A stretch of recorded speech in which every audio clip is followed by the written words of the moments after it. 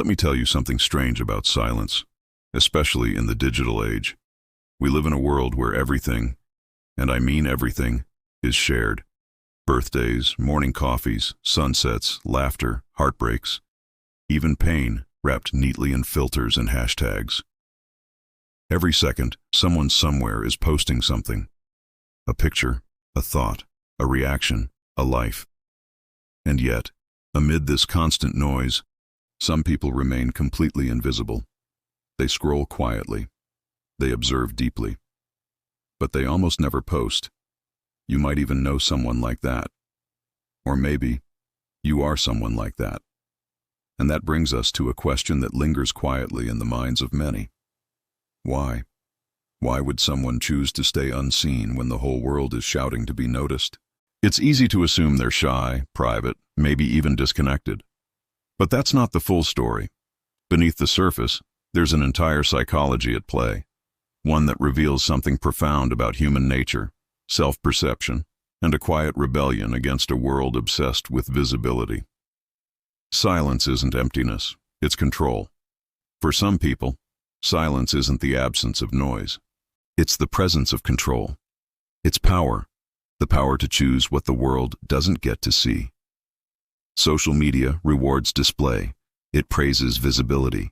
It tells you, show more, share more, be more. But some people, the silent ones, they resist.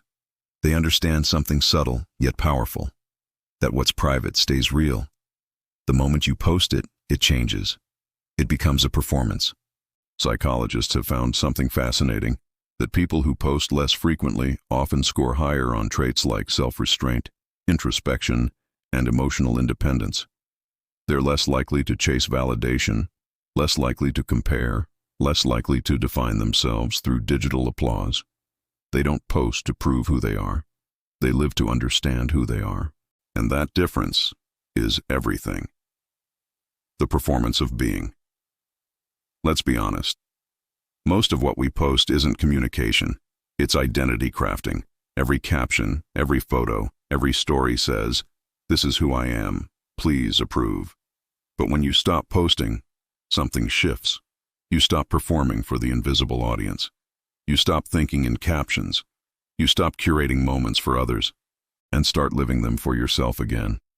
That's the quiet secret behind many people who vanish from their feeds. They're not rejecting technology. They're rejecting performance. They're craving authenticity in a world where almost everything feels staged. The ownership of experience. There's a concept in psychology called psychological ownership. It's that sacred feeling that something, a thought, a memory, a moment, belongs deeply to you. But the moment you post it, that ownership fades just a little. The moment becomes shared property, open to judgment, comparison, and misinterpretation. And that's why many quiet observers protect their lives like sacred ground. Not because they're hiding, but because they're guarding what's real. They understand something most people don't, that privacy isn't loneliness, it's intimacy, with yourself, the invisible burnout. But not everyone who goes silent does so from a place of peace. For some, silence is the final result of emotional burnout. Maybe they once shared everything, until one day, it stopped feeling real. Every time they posted something beautiful, they felt an invisible pressure to keep outdoing themselves. More moments, more highlights, more applause. Until one day they realized they weren't living anymore. They were performing. So they quit. Quietly. No announcement, no taking a break post. Just gone. And the world didn't even notice. But here's what's often misunderstood. Not posting doesn't mean not feeling. It doesn't mean detachment or coldness. It often means they feel too deeply. They care about presence. They care about meaning. They care about protecting what's sacred. For them, the world doesn't need to witness every heartbeat to prove it exists. So, the next time you see someone who never posts, don't assume they're disconnected. Maybe they've simply chosen to live, not perform. Maybe they've found peace in the quiet corners of life that aren't lit by the blue glow of a screen. And maybe, just maybe, they've remembered what the rest of us forgot, that we are not meant to be performances. We are meant to be people. And the people who don't post, they remind us of that. Every quiet, unfiltered, beautifully invisible day.